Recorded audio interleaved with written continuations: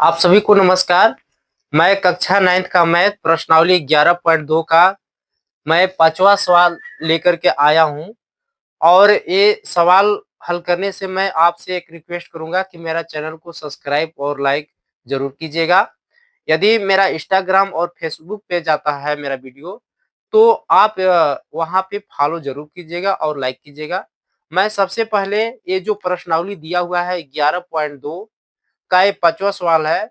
सवाल कह रहा है कि 1 सेंटीमीटर त्रिज्या के एक तांबे के गोले को 100 सेंटीमीटर लंबे तार से खींचा जाता है।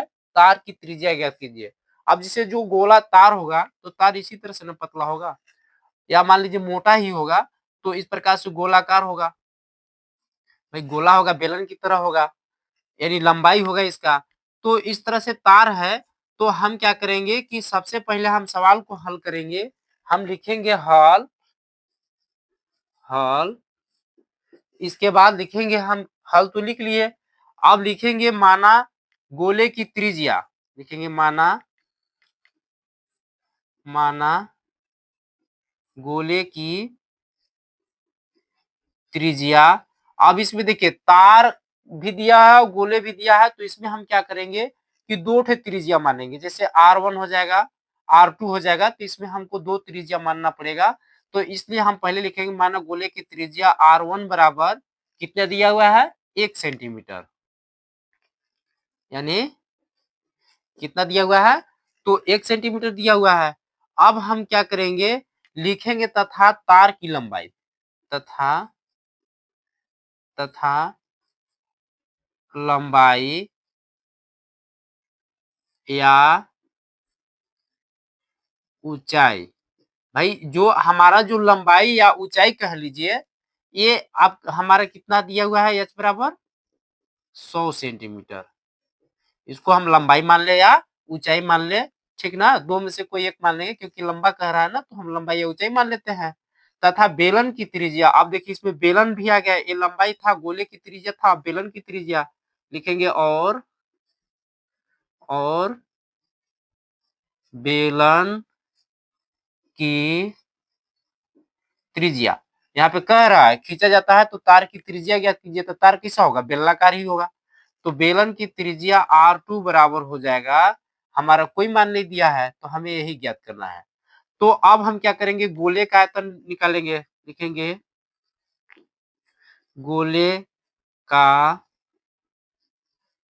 आयतन बराबर होता है, सूत्र होता है 4/3 पाई R क्यू, यानी एक गोले का आयतन का सूत्र होता है 4/3 पाई R क्यू, ये होता है। तो अब हम क्या करेंगे, ये 4/3, ये R1 होगा, ध्यान दीजिएगा, पाई।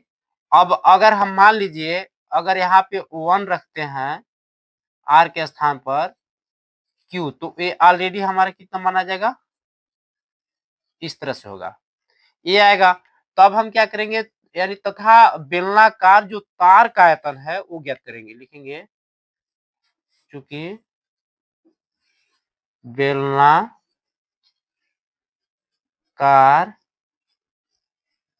तार का आयतन बराबर हो जाएगा पाई R² 2 होगा H। अब क्या करेंगे, पाई का मान कितना होता है, 22/7 होता है। तो 22/7, अभी हम इसको नहीं लिखेंगे, लिखेंगे बेलनाकार तार की आयतन बराबर होता है, ये तो हमारा हो ही गया। लिखेंगे बेलन का तार का आयतन बराबर गोले का आयतन, यानी इसमें क्या हो जाएगा, गोले का भी आयतन होगा, पहले लिख देते हैं हम, बेलनाकार यानी गोले का आयतन,